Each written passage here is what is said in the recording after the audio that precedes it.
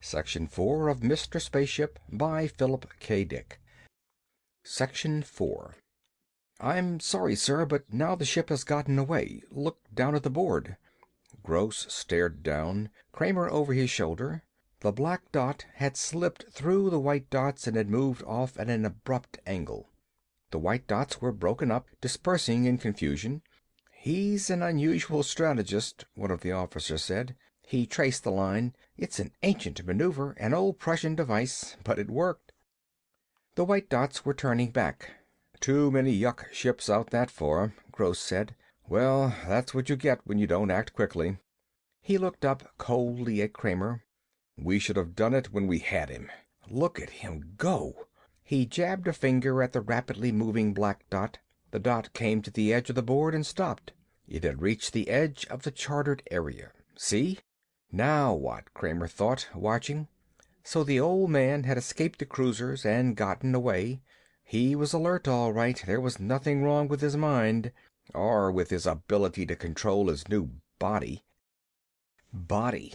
The ship was a new body for him. He had traded in the old dying body, withered and frail, for this hulking frame of metal and plastic, turbines and rocket jets. He was strong now, strong and big. The new body was more powerful than 1,000 human bodies.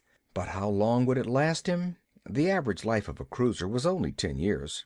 With careful handling, he might get 20 out of it before some essential part failed and there was no way to replace it.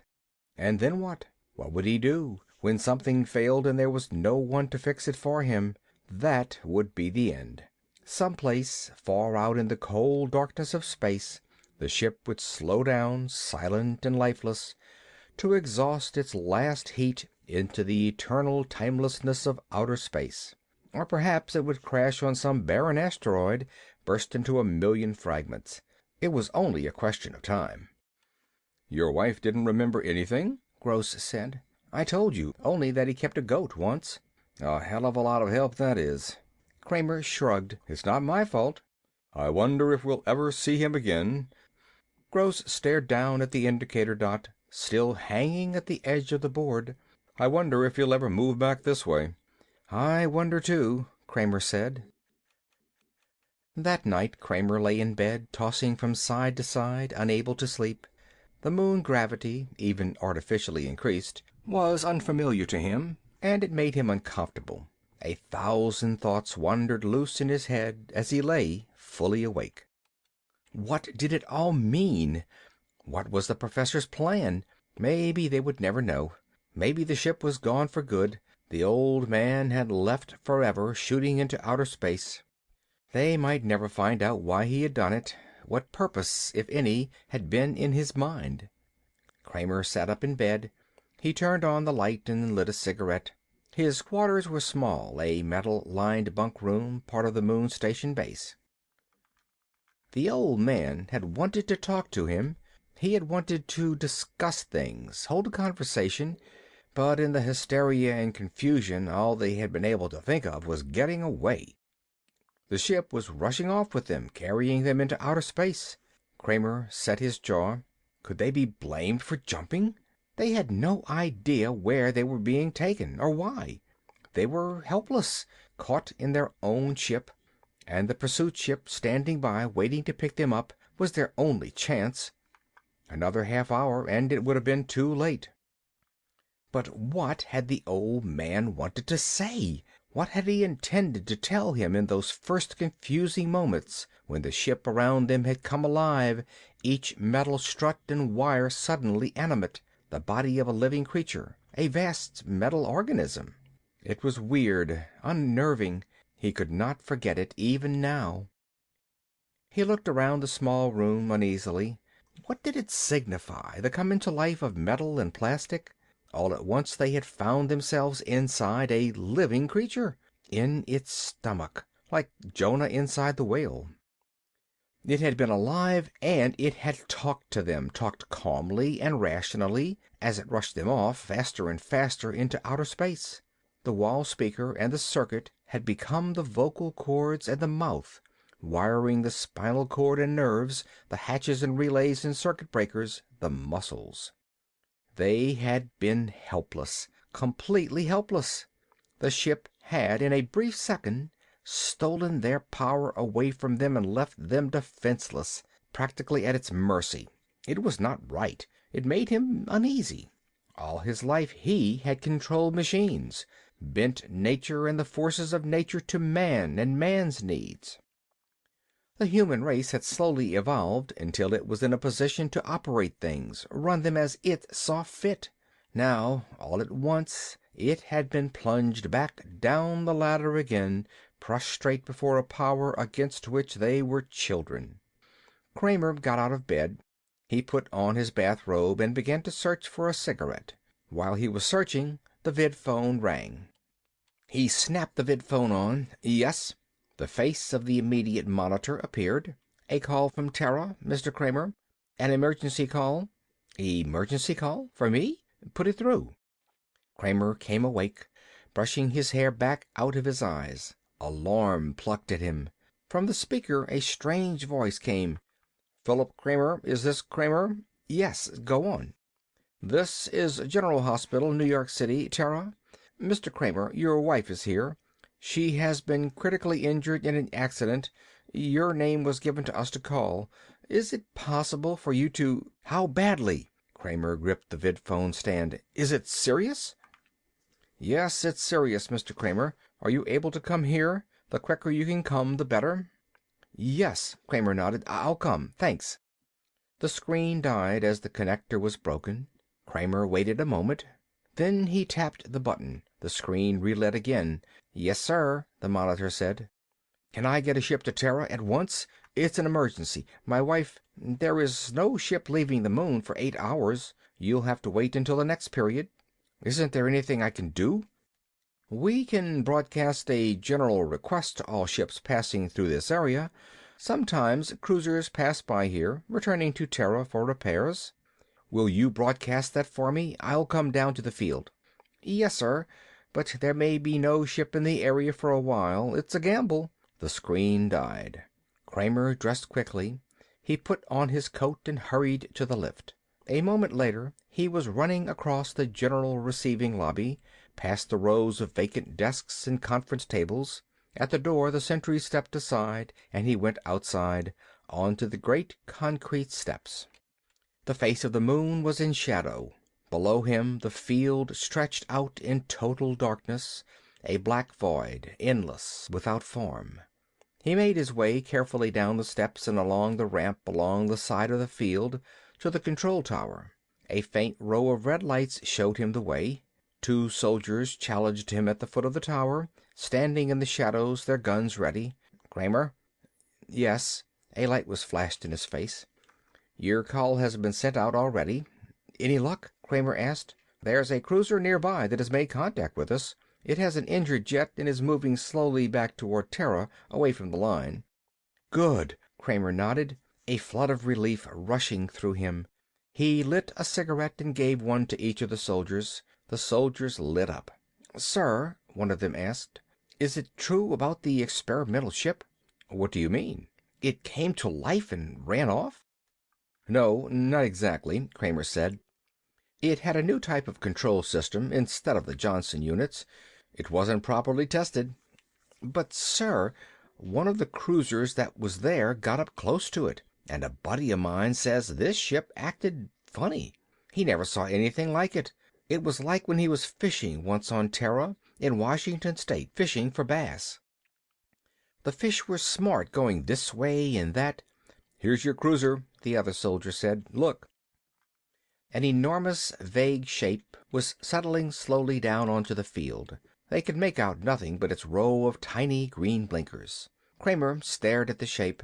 Better hurry, sir, the soldier said. They don't stick around here very long. Thanks.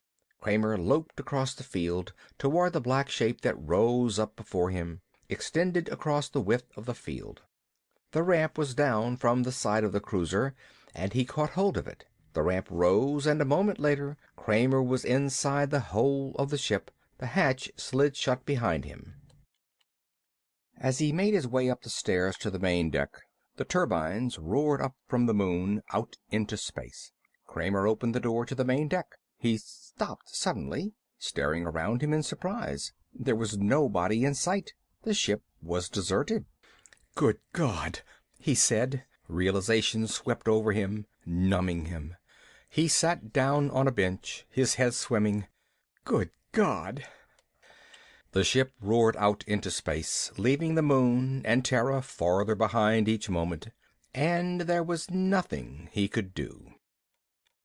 "So it was you who put the call through," he said at last. "It was you who called me on the vidphone, not any hospital on Terra. It was all part of the plan." He looked up and around him. "And Dolores is really—" "Your wife is fine," the wall speaker above him said tonelessly. "It was a fraud. I am sorry to trick you that way, Philip, but it was all I could think of. Another day and you would have been back on Terra. I don't want to remain in this area any longer than necessary. They have been so certain of finding me out in deep space that I have been able to stay here without too much danger. But even the purloined letter was found eventually." Kramer smoked his cigarette nervously. "What are you going to do? Where are we going?" "First, I want to talk to you. I have many things to discuss. I was very disappointed when you left me along with the others. I had hoped that you would remain." The dry voice chuckled. "Remember how we used to talk in the old days, you and I? That was a long time ago." The ship was gaining speed. It plunged through space at tremendous speed, rushing through the last of the defense zone and out beyond. A rush of nausea made Kramer bend over for a moment. When he straightened up, the voice from the wall went on. "I am sorry to step it up so quickly, but we are still in danger. Another few moments and we'll be free." "How about the Yuck ships? Aren't they out there?" "I've already slipped away from several of them. They're quite curious about me." "Curious?" "They sense that I'm different, more like their own organic minds. They don't like it. I believe they will begin to withdraw from this area soon. Apparently they don't want to get involved with me. They are an odd race, Philip. I would have liked to study them closely, try to learn something about them. I'm of the opinion that they use no inert material. All their equipment and instruments are alive in some form or other. They don't construct or build at all. The idea of making is foreign to them. They utilize existing forms. Even their ships—" "Where are we going?" Kramer said. "I want to know where you are taking me." "Frankly, I'm not certain." "You're not certain?" "I haven't worked some details out. There are a few vague spots in my program still, but I think that in a short while I'll have them ironed out." "What is your program?" Kramer said. "It's really very simple. But don't you want to come into the control room and sit? These seats are much more comfortable than that metal bench." Kramer went into the control room and sat down at the control board. Looking at the useless apparatus made him feel strange. "What is the matter?" the speaker above the board rasped. Kramer gestured helplessly. "I'm powerless. I can't do anything. And I don't like it. Do you blame me?" "No. No, I don't blame you. But you'll get your control back soon. Don't worry. This is only a temporary expedient, taking you off this way. It was something I didn't contemplate. I forgot that orders would be given out to shoot me on sight." "It was Gross's idea." "I don't doubt that. My conception, my plan, came to me as soon as you began to describe your project. That day at my house, I saw at once that you were wrong. You people have no understanding of the mind at all. I realized that the transfer of a human brain from an organic body to a complex artificial spaceship would not involve the loss of the intellectualization faculty of the mind. When a man thinks, he is. When I realized that, I saw the possibility of an age-old dream becoming real. I was quite elderly when I first met you, Philip. Even then, my lifespan had come pretty much to its end. I could look ahead to nothing but death, and with it the extinction of all my ideas.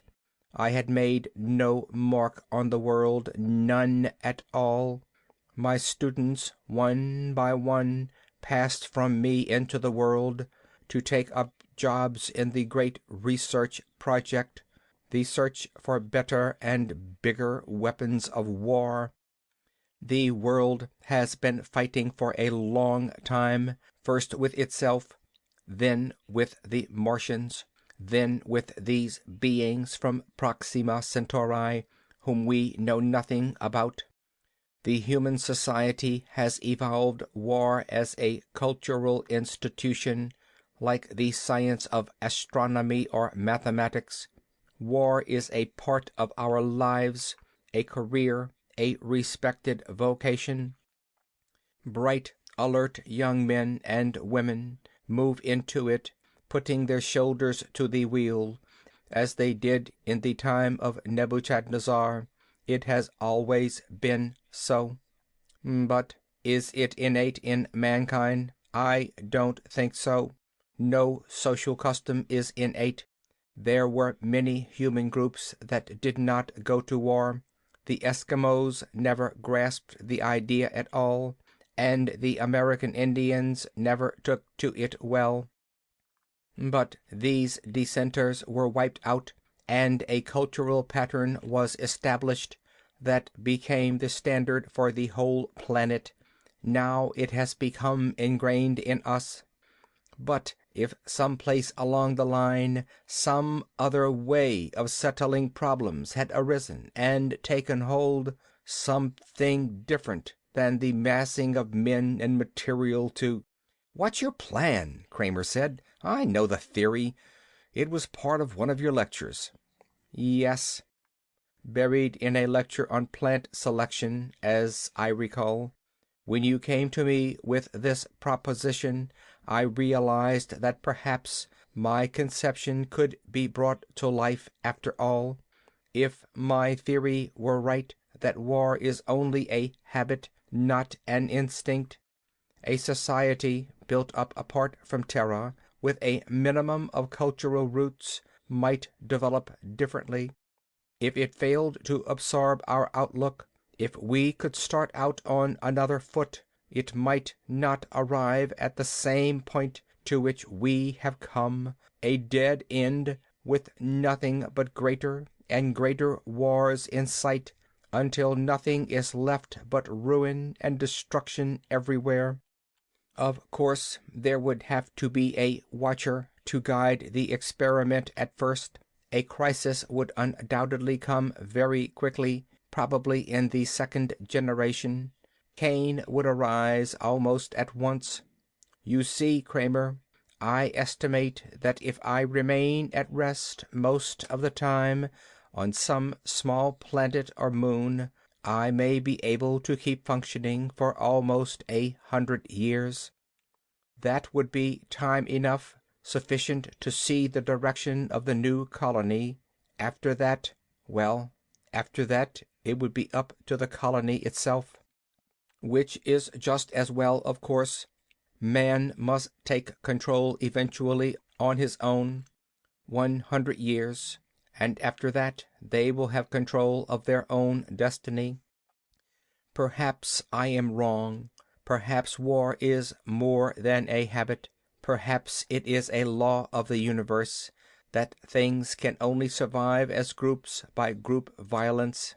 But I'm going ahead and taking the chance that it is only a habit, that I'm right, that war is something we're so accustomed to that we don't realize it is a very unnatural thing.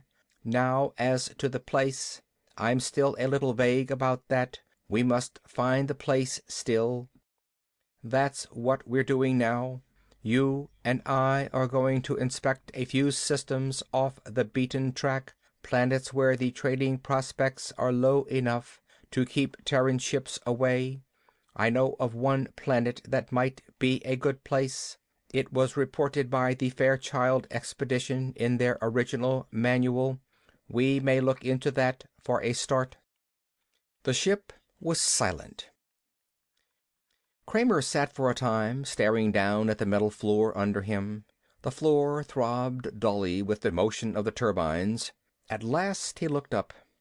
You might be right. Maybe our outlook is only a habit. Kramer got to his feet. But I wonder if something has occurred to you.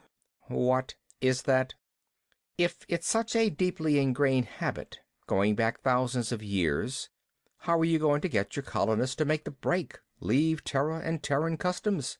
How about this generation, the first ones, the people who found the colony? I think you're right that the next generation would be free of all this, if there were he grinned, an old man above, to teach them something else instead. Kramer looked up at the wall speaker. How are you going to get the people to leave Terra and come with you, if by your own theory this generation can't be saved? It all has to start with the next. The wall speaker was silent. Then it made a sound, the faint, dry chuckle. I'm surprised at you, Philip. Settlers can be found. We won't need many, just a few. The speaker chuckled again. I'll acquaint you with my solution. At the far end of the corridor, a door slid open. There was a sound, a hesitant sound. Kramer turned. Dolores! Dolores Kramer stood uncertainly, looking into the control room. She blinked in amazement. Phil, what are you doing here? What's going on? They stared at each other. What's happening? Dolores said. I received a vid call that you had been hurt in a lunar explosion. The wall speaker rasped into life. You see, Philip, that problem is already solved. We don't really need so many people. Even a single couple might do. Kramer nodded slowly. I see, he murmured thickly. Just one couple. One man and a woman. They might make it all right if there were someone to watch and see that things went as they should. There will be quite a few things I can help you with, Philip. Quite a few. We'll get along very well, I think. Kramer grinned wryly. You could even help us name the animals, he said. I understand that's the first step. I'll be glad to, the toneless, impersonal voice said. As I recall, my part will be to bring them to you one by one. Then you can do the actual naming. I don't understand, Dolores faltered. What does he mean, Phil? Naming animals? What kind of animals? Where are we going? Kramer walked slowly over to the port and stood staring silently out, his arms folded. Beyond the ship a myriad fragments of light gleamed, countless coals glowing in the dark void, stars, suns, systems, endless, without number, a universe of worlds, an infinity of planets waiting for them, gleaming and winking from the darkness. He turned back away from the port. Where are we going? He smiled at his wife, standing nervous and frightened, her large eyes full of alarm. I don't know where we are going, he said, but somehow that doesn't seem too important right now. I'm beginning to see the professor's point. It's the results that count. And for the first time in many months he put his arm around Dolores. At first she stiffened, the fright and nervousness still in her eyes, but then suddenly she relaxed against him, and there were tears wetting her cheeks. Phil, do you really think we can start over again, you and I? He kissed her tenderly, then passionately. and the spaceship shot swiftly through the endless, trackless eternity of the void. End of Section 4. End of Mr. Spaceship by Philip K. Dick. This book read by Phil Chenevert, Baton Rouge, Louisiana, May 2012.